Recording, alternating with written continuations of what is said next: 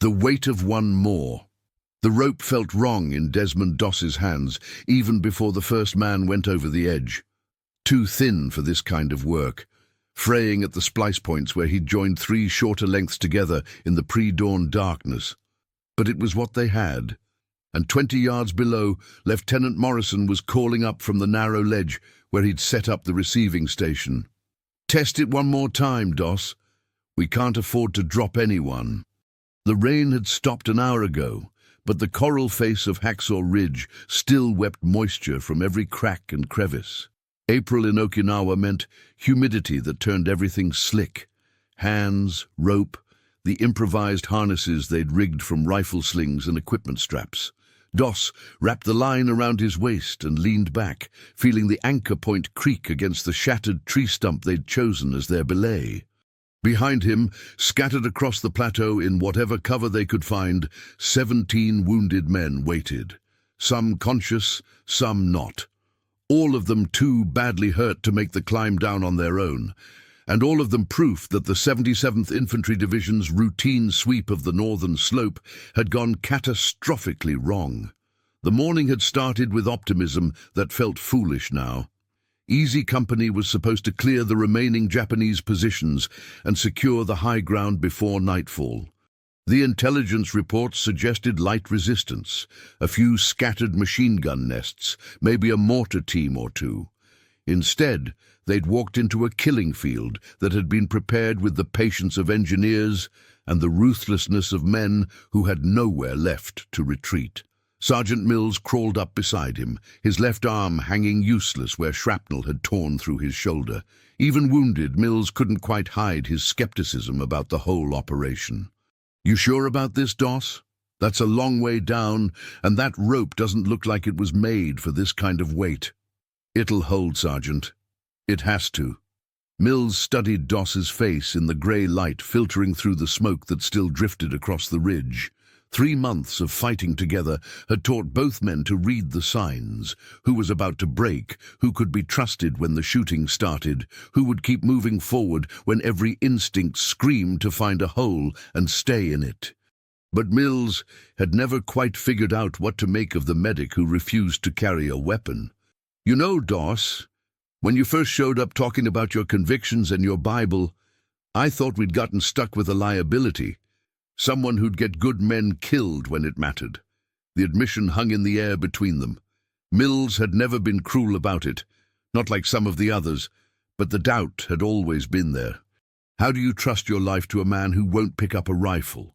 How do you count on someone whose deepest loyalty is to something you can't see or touch? "And now?" Doss asked, adjusting the rope one more time. "Now, I'm lying here with a busted wing, watching you rig a rope to lower me off a cliff because you won't leave anyone behind. I guess that answers my question." The first lowering went smoothly. Private Rodriguez, barely conscious and grey with blood loss, disappeared over the edge with only a soft groan. The rope held. Morrison's voice drifted up from below, steady, professional, confirming safe arrival. 1 down. But as Doss prepared the next wounded man, he could hear other voices calling from deeper on the plateau, men they hadn't reached yet, men who might not last until evening if help didn't come. The problem wasn't just the 17 wounded they'd already gathered. The problem was that the ridge was huge, cut up by shell craters and coral outcrops, and there were still soldiers out there calling medic, in voices that grew weaker each time. Corporal Blake, who'd taken shrapnel in both legs, grabbed Doss's sleeve as they rigged his harness. "How many more, Doc? How many more are still up here?" "I don't know," Doss said quietly. "But we'll get everyone. That's a promise." It was a promise that felt impossible even as he spoke it. The Japanese positions were still active. Machine gun fire swept the plateau every few minutes, forcing everyone to press themselves into whatever cover they could find. Mortar rounds dropped seemingly at random, sending up showers of coral fragments and forcing Doss to restart the lowering process again and again. Worse, the rope was already showing serious wear. Each time a body went down, the coral edge of the cliff scraped against the fibers. Doss could see individual strands beginning to part, could feel the line stretching in ways that made his stomach clench with worry. But every time doubt crept in, another voice would call from the darkness. Another wounded man would appear, crawling toward the sound of rescue, toward the one spot on the ridge where someone was still trying to get people out alive. By noon, they'd lowered 8 men. By afternoon, the count had reached 15. And still, voices kept calling from across the plateau. If stories like this make you imagine what you'd do under fire, tell us in the comments how you think you'd react in this situation, and stay with us for the next chapters. The rope snapped on the 16th man. Doss felt it go, a sudden slack that sent his heart hammering against his ribs as Private Kowalski disappeared into space with nothing but air between him and the rocks below. For an endless moment that couldn't have lasted more than a heartbeat, there was only silence and the sick certainty that he'd just killed a man who trusted him to bring him home. Then Morrison's voice drifted up from the ledge, steady and matter-of-fact. "Caught him. Kowalski's down safe. But Doss, we need a new rope up there." The relief left Doss shaking. He pressed his face against the coral, feeling the sharp edges bite into his cheek, and tried to slow his breathing. 16 men. 16 lives that had made it off Hacksaw Ridge because of a plan improvised with torn equipment and desperate hope. But the main line was finished, and they were back to having no way down except the same route they'd used to climb up, a route that was now swept by concentrated enemy fire. Sergeant Mills crawled over, moving carefully to keep his wounded arm stable. "What do we do now?" The rest of the company pulled back 2 hours ago. Far as headquarters knows, everyone who could be saved has been saved. Then headquarters doesn't know about the voices I keep hearing from the north side of the ridge. Mills was quiet for a moment, listening. In the distance, barely audible over the intermittent crack of rifle fire, someone was calling for help. The voice was weak, maybe half a mile away across terrain that offered almost no cover. Doss, that could be anyone. Could be wounded Japs trying to draw us into an ambush. Could be someone who's too far gone to help anyway. Could be one of our boys lying in a shell hole, wondering why nobody's coming. The moral arithmetic was brutal and simple. The smart play was to work their way back down the ridge using the route Easy Company had taken during the withdrawal. It would be dangerous. The Japanese had observers watching every approach, but it was possible. Doss could probably get himself and the remaining handful of walking wounded back to American lines before nightfall. But that meant abandoning whoever was still calling for help from across the plateau. Mills studied Doss's face and seemed to read the decision there before Doss had fully made it himself. "You're going after them, aren't you? You're going to try to cross that open ground and find whoever's making that noise." "I have to. You know I have to." "No, Doss, you don't. You've already done more than anyone could ask. 16 men are alive because of what you did today. That's enough for any man's conscience." But even as Mills spoke, they could both hear it.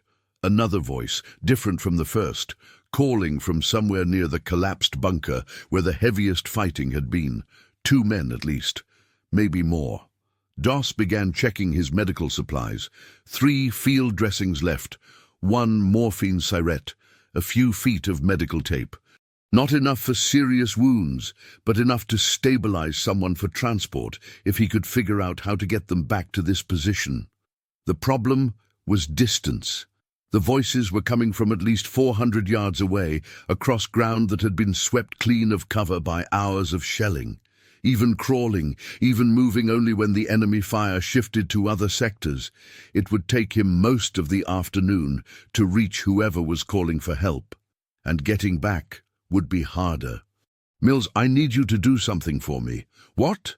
"If I'm not back by sunset, you take whoever can move and you get off this ridge. Don't wait. Don't come looking. Just get down and report what happened." Mills was quiet for a long time. When he finally spoke, his voice carried a weight that Doss had never heard before. "You know they're going to write this up, don't you? Some reporter's going to hear about the medic who kept going back, and they're going to turn it into one of those hero stories. Medals and citations and speeches. That's not why I'm doing this. I know. That's what's going to make the story so good. But Doss, when they write it up, when they talk about the brave medic who saved all those men on Hacksaw Ridge, are they going to mention how scared you look right now? Doss glanced down at his hands. They were shaking, had been shaking for hours, ever since the rope work started. His whole body felt like a wire stretched too tight, vibrating with exhaustion and adrenaline, and the kind of fear that came from making decisions no one should have to make. Probably not. Good. Because the rest of us need to remember that heroes get scared too. Makes it easier to do the right thing when your turn comes. The Japanese positions opened up again. Machine gun fire raking the plateau in methodical bursts. Doss pressed himself flat against the coral and waited for the shooting to move on to other targets. When the ridge was quiet again, he began the slow crawl toward the voices, calling from the darkness ahead. The smell hit him first. Cordite and smoke, the sharp tang of blood, and underneath it all the sweet, sick odor of men who'd been lying in the sun too long. Doss bellied his way through a landscape that looked like the surface of an alien planet. Coral chunks twisted into impossible shapes by explosions, shell craters deep enough to hide a jeep, the scattered debris of equipment and weapons and things he didn't want to identify. The voices were closer now. One man calling weakly for water, another just moaning in a rhythm that meant serious internal injuries. Doss moved carefully, pausing every few yards to listen, trying to pinpoint their exact location while staying low enough to avoid the sniper fire that still cracked overhead at irregular intervals. The first man he found was Lieutenant Morrison's radio man, Corporal Hayes. Doss almost missed him. Hayes had crawled into a shell crater and passed out there, his face grey with shock and blood loss. Shrapnel had torn through his right leg, missing the major arteries but severing enough muscle to leave the limb useless. Hayes, wake up. The corporal's eyes fluttered open, struggled to focus. When he recognized Doss, his face crumpled with relief. Doc. Jesus, Doc. I thought everyone had gone. I thought you'd all pulled back. Not without you. Let me look at that leg. The wound was bad but manageable. Doss used his last field dressing and most of his medical tape, then helped Hayes into a sitting position where he could lean back against the crater wall. Can you move? Can you crawl? I think so. Where are we going? Back to the cliff. There's a way down if I can get you there. But even as he spoke, Doss was listening to the other voice, the man who was still moaning somewhere deeper in the maze of craters and debris. Hayes heard it too. That's Sergeant Patterson, Hayes whispered. He got hit bad when the mortars started dropping. I tried to help him, but I couldn't move him by myself. Doss closed his eyes, feeling the weight of impossible choices settle on his shoulders again. He could probably get Hayes back to the cliff edge in an hour or so, moving carefully and timing their movement to avoid the worst of the enemy fire. But that meant leaving Patterson, and from the sound of those moans, Patterson didn't have an hour. Hayes, I need you to listen carefully. You see that ridgeline to the south, the one with the burned tree? Yeah. You crawl that direction, slow and steady, until you reach the cliff edge. Sergeant Mills is there with some others. Tell him you're the first of two, and he'll know what you mean. What about you? I'm going to get Patterson. Hayes grabbed Doss's wrist with surprising strength. Doc, Patterson's hurt real bad. I saw the shrapnel hit him. Even if you get him out of there, even if you get him back to the aid station, that's not my decision to make. My job is to try. Finding Patterson took another 20 minutes of crawling through debris that seemed designed to slice open anything that moved across it. The sergeant was trapped under a fallen beam in what had once been a Japanese bunker, conscious but barely coherent with pain. Blood had soaked into the coral dust around him, turning it into a dark paste that smelled like copper and death. Sergeant Patterson, can you hear me? Patterson's eyes opened, stared at him without recognition for a moment, then suddenly focused with desperate intensity. Doss, that really you? Or am I seeing things? It's me, I'm going to get you out of here. The beam was heavy, too heavy for one man to move easily, but Doss found that by using a piece of shattered coral as a lever, he could lift it just enough for Patterson to slide free. The sergeant screamed once when the pressure came off his legs, then passed out. The legs were crushed. Doss could see that without unwrapping Patterson's torn pants. Both bones in the left leg were clearly broken, and the right wasn't much better. Even if he could get Patterson back to American lines, even if the aid station doctors worked miracles, the sergeant would never walk normally again. But Patterson was breathing. His pulse was steady if weak, and Doss had made a promise. The journey back took 3 hours. 3 hours of dragging an unconscious man across broken ground, pausing every few minutes when enemy fire forced them to take cover, improvising stretchers from rifle stocks and torn uniforms when the terrain got too rough for simple dragging. By the time they reached the cliff edge, Doss's hands were raw meat and his uniform was soaked with sweat and other men's blood. Mills was waiting with a new rope, actually 3 ropes spliced together, scavenged from equipment the other wounded men had left behind. "How many more?" Mills asked as they rigged Patterson for lowering. Doss was quiet for a moment, listening to the plateau behind them. No more voices calling for help, just the wind and the distant crackle of small arms fire. "I think that's all of them." "You think?" "I hope." "Would you follow the orders exactly, or trust what your own eyes and instincts tell you in a moment like this? Comment which path you'd take, and share this episode with someone who loves real human stories from history.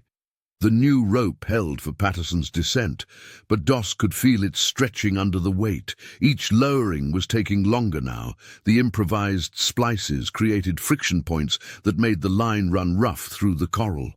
Worse, the afternoon light was fading, and what had been difficult work in daylight was about to become nearly impossible in darkness. Mills was the last of the walking wounded to go down. Before he disappeared over the edge, he grabbed Doss's shoulder. "You coming right behind me. Right behind you." It was a lie, and they both knew it. Even with Patterson down safely, Doss could still hear something in the distance. Not voices this time, but movement. Scraping sounds, like someone dragging themselves across rock. It could be wind moving debris. It could be a wounded Japanese soldier. Or it could be one more American who'd been missed in the count. The smart thing was to rappel down immediately, while the rope was still holding and darkness hadn't made the cliff face completely treacherous. The smart thing was to trust that he'd done enough, saved enough, risked enough for one day.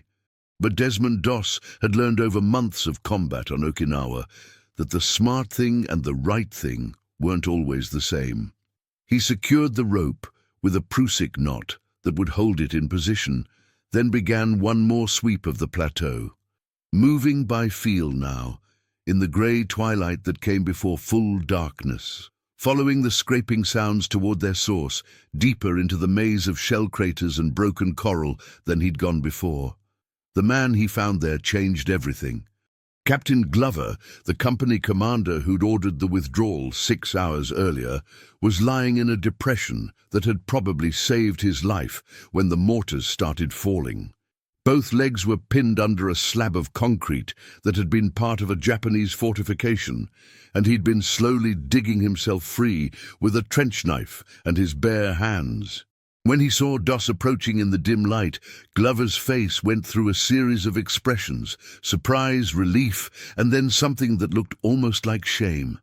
"Doss, what are you doing here?" "I thought everyone pulled back." "Everyone did. I stayed to check for wounded."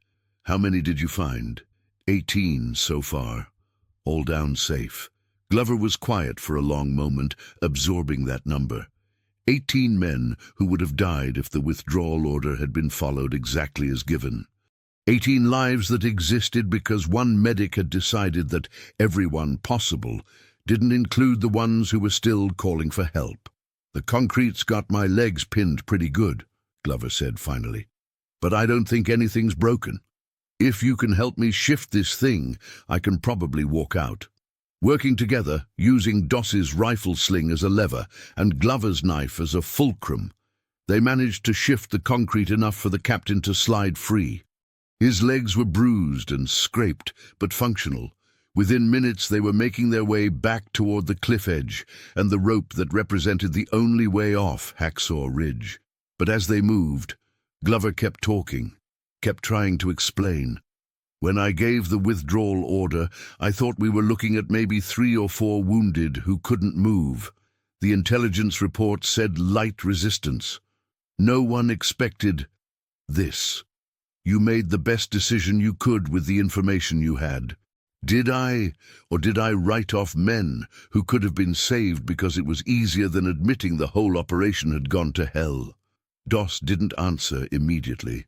The question was too big, too loaded with the kind of moral weight that could crush a man if he thought about it too hard. Instead, he focused on practical things, checking the rope, adjusting Glover's improvised harness, making sure the anchor point was still solid. "Captain, in about 10 minutes you're going to be back with the company. Tomorrow or next week you'll write a report about what happened here. What are you going to say?" Glover considered this as they prepared for the final lowering. "I'm going to say that one medic disobeyed a direct order to withdraw and stayed behind to search for additional wounded. I'm going to say that his actions resulted in the rescue of 19 men who would otherwise have been left for dead. And what are you not going to say? I'm not going to say how scared you looked when you told me everyone was down safe. I'm not going to mention that your hands were shaking so bad you could barely tie the knots. I'm not going to write about the fact that you asked me 3 times if I was sure I could make the descent, because you were terrified that rope was going to break." Glover tested his harness one more time, then looked directly at Doss. "I'm not going to write that you spent the last 9 hours doing impossible things while being just as afraid as the rest of us, because that's not the kind of hero story people need to hear. Maybe it is. Maybe. But that's not the story that's going to get written." The captain's descent went smoothly, the rope holding despite the stress of 20 separate lowerings through the day. When Glover's voice drifted up from below, steady, professional, confirming safe arrival, Doss found himself alone on Hacksaw Ridge for the first time since dawn. 19 men.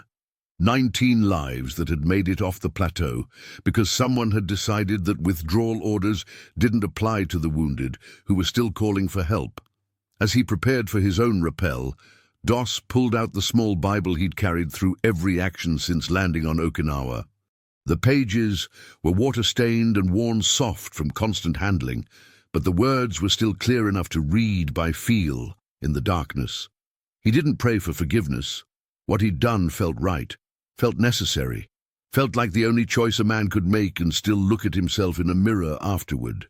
Instead, he prayed for the 19 men waiting at the bottom of the cliff, for their healing, for safe passage home, for the families who would get to see them again because a rope had held and a medic had refused to leave anyone behind. Then Desmond Doss rappelled down the face of Hacksaw Ridge for the last time, carrying with him the weight of a day that would follow him for the rest of his life. The nightmares started 3 weeks later, not the ones people might expect. No dramatic replays of machine gun fire or mortar explosions. Instead, Doss found himself dreaming about rope, about the feeling of fibers parting under his hands, about knots that wouldn't hold, about voices calling from darkness he couldn't quite see through. He'd wake up in his tent with his hands cramped into claws, feeling phantom friction burns across his palms. The medics at the aid station said it was normal, just delayed stress reaction. Give it time, they said. The dreams would fade. But Doss knew something they didn't know, something he hadn't told anyone in the 3 weeks since Hacksaw Ridge, something that made the dreams feel less like memory and more like punishment. The secret was simple. He'd been ready to quit.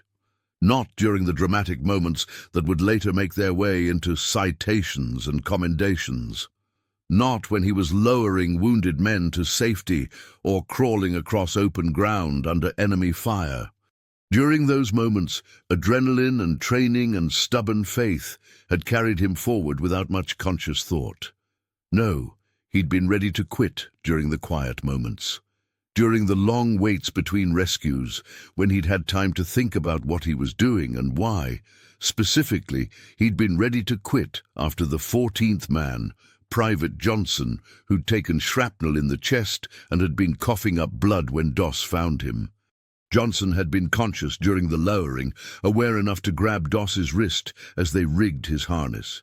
"Doc, I'm not going to make it, am I?" The honest answer was probably not. Johnson's breathing was shallow and labored, his pulse weak and irregular. Even if they got him to the aid station, even if the doctors worked miracles, the chest wounds were likely too severe for the kind of field surgery available on Okinawa. But Doss had looked Johnson in the eyes and lied. "You're going to be fine. Just hang on during the ride down." Johnson had died halfway to the bottom of the cliff. Lieutenant Morrison's voice had carried that news up in a tone carefully drained of emotion. "Johnson didn't make it. Continue with the next man." And for about 10 minutes after that, Doss had sat behind his coral outcrop and seriously considered following the withdrawal order he'd been ignoring all day. 14 successful rescues was already more than anyone could have expected. The rope was fraying badly, his supplies were nearly exhausted, and every additional risk he took increased the chances that he'd end up just another casualty for someone else to carry off the ridge. The rational calculation was clear. Stop now, get down safely, and accept that some people can't be saved. But then he'd heard Corporal Hayes calling weakly from his shell crater, and the decision had made itself. One more, just one more, and then he'd follow the others down. Except there had been Patterson after Hayes, and Glover after Patterson, and each time the same internal conversation. This is the last one. This is where I stop taking risks that might get me killed for someone who might not survive anyway.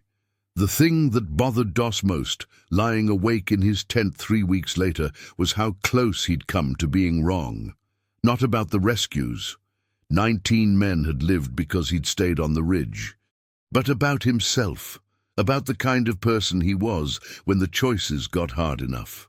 He'd always believed that his refusal to carry a weapon came from a deep well of conviction about the sanctity of life, about the obligation to preserve rather than destroy.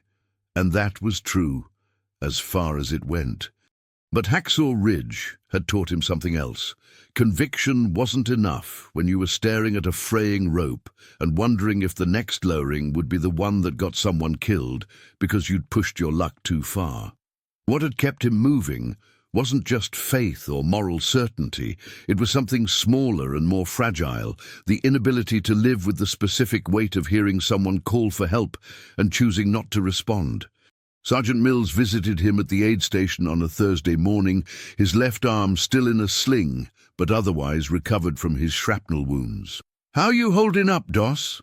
"Fine. Doctors say I'll be back on duty next week." Mills studied his face with the careful attention of someone who'd learned to read the signs of men under stress. "That's not what I meant, and you know it." They sat in uncomfortable silence for a moment, listening to the distant rumble of artillery from the front lines, where the 77th Infantry Division was still grinding its way across Okinawa against determined Japanese resistance. "You want to know something funny?" Mills said finally. "I've been thinking about that day more than you'd expect. Not the dramatic parts, everyone remembers those, but the little things, like how you checked that rope about 50 times before the first lowering. How your hands were shaking so bad you could barely tie the knots. I was scared. Yeah, I know we all were. But here's what I can't figure out. What made you stay scared and keep going? Most of us, when we get scared enough, we find reasons to stop.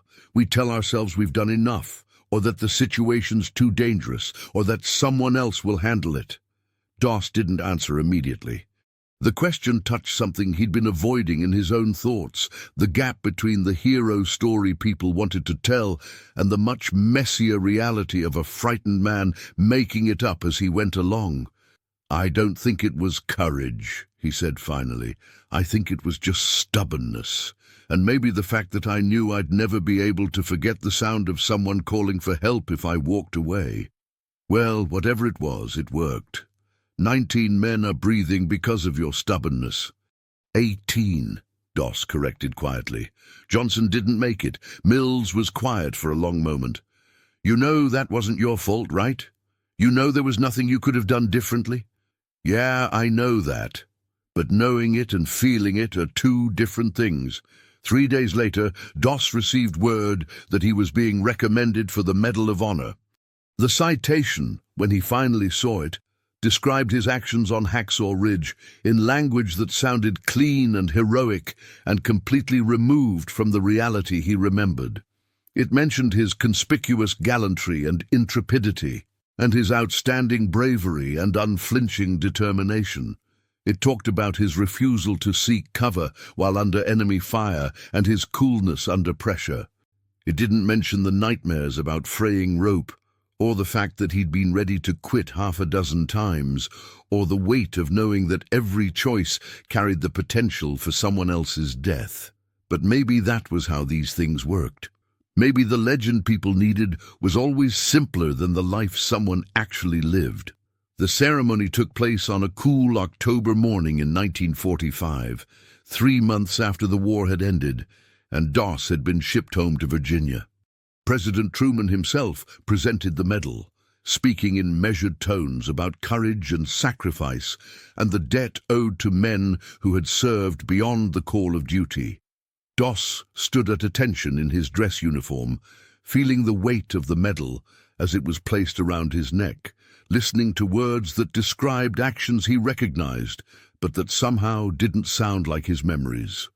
The citation spoke of repeatedly braving enemy fire and heroic service, but it didn't capture the smell of wet rope or the sick feeling in his stomach each time the line stretched under a wounded man's weight.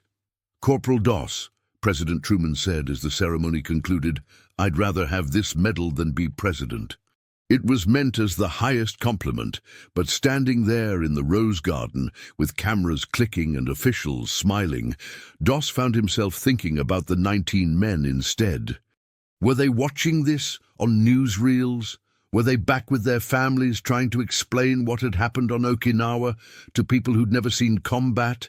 Did they wake up with nightmares about rope and coral and the sound of mortar rounds dropping in the darkness? The medal was beautiful, bronze and ribbon and careful craftsmanship that spoke of honor and recognition. But it also felt like a translation, like someone had taken a day that existed in his memory in one language and rendered it into another. Cleaner, more purposeful, stripped of the fear and confusion and plain dumb luck that had really characterized those hours on Hacksaw Ridge. 23 years later, Doss sat on his front porch in Alabama, listening to his grandson read from a history book that devoted 2 paragraphs to the actions on Okinawa. The boy was 12, old enough to be fascinated by war stories, but young enough to believe that heroes were people fundamentally different from everyone else. "Grandpa, were you really not scared when you went back to get all those men?" "I was terrified, but you did it anyway." "Yes. Why?" It was the question Doss had been asked 1,000 times in the decades since the war, by reporters, by historians, by fellow veterans, by family members, trying to understand how an ordinary man from rural Virginia had ended up with the nation's highest military honor. The easy answers were all true as far as they went. His faith, his conviction about the sanctity of life, his refusal to abandon wounded comrades. But sitting there with his grandson, listening to the evening sounds of suburban Alabama, Doss found himself reaching for something more honest.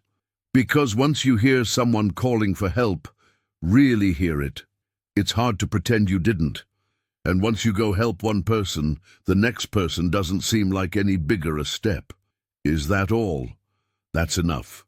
The boy was quiet for a moment, studying the photograph that accompanied the textbook entry, a formal military portrait that showed Doss in dress uniform, looking serious and heroic, and nothing like the mud-covered, exhausted medic who'd rappelled down Hacksaw Ridge for the last time. "Grandpa, do you ever think about those men, the ones you saved?" "Every day." It was true. Not in any dramatic way. He didn't spend his time reliving combat or dwelling on the war. But hardly a day passed without some reminder. The feel of rope in his hands when he was working in the garage, the sound of someone calling for help in a movie or television show, rain on the roof at night that sometimes, if he was half asleep, sounded like artillery in the distance. Most of the men from Hacksaw Ridge had gone on to live normal lives. Mills had opened a hardware store in Ohio, stayed married to his high school sweetheart, raised 3 children. Patterson had lost his legs as expected, but had become an accountant and a father of 4. Hayes had finished college on the GI Bill and taught school for 30 years. They sent Christmas cards, most of them, with brief notes about grandchildren and retirement and the ordinary victories of men who'd been given the chance to grow old. Occasionally, one of them would visit, and they'd sit on this same porch talking about everything except the war, until evening came, and the conversation inevitably drifted back to Okinawa. Those conversations were hard in ways the medal ceremony had never been, because the men who'd been there remembered the details the official citation had left out. They remembered how his hands had shaken, how many times he'd muttered prayers under his breath, how close they'd all come to dying on a ridge that most people couldn't find on a map. But they also remembered something else, something Doss was only beginning to understand decades later.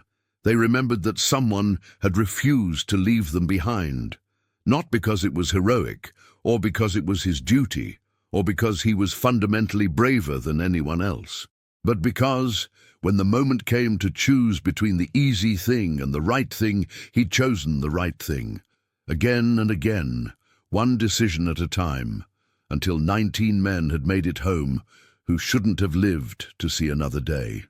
"Grandpa," his grandson said, reading from another part of the textbook, "it says here that you were the first conscientious objector to receive the Medal of Honor. What's that mean?" "It means I believed it was wrong to kill people, even in war. So I became a medic instead of a soldier." "But you still went to war." "Yes, that seems complicated." Doss smiled, thinking of all the ways that word didn't begin to cover the moral territory he'd tried to navigate as a young man facing impossible choices in an impossible situation. Most important things are complicated. The easy answers are usually too simple to be much use when it matters. As the sun set over Alabama, painting the sky in colors that reminded him briefly of flares over Okinawa, Doss found himself thinking about the rope again. Not the nightmares this time, but the simple physics of it. How much weight it would bear, how much stress the splices could take, how many lives could hang from a line that was never designed for that kind of work. It had held. 19 times it had held. Maybe that was the real story, simpler than heroism and more reliable than courage. Sometimes the things we improvise out of desperation turn out to be stronger than we have any right to expect. Sometimes stubbornness and fear and plain human decency are enough to get the job done. And sometimes, if we're very lucky, the rope holds until the last man is safely down. If this story reminded you that behind every medal there's a human being carrying memories we'll never fully see, subscribe to the channel, tell us which country you watch from, and invite someone to revisit history with us in the next story.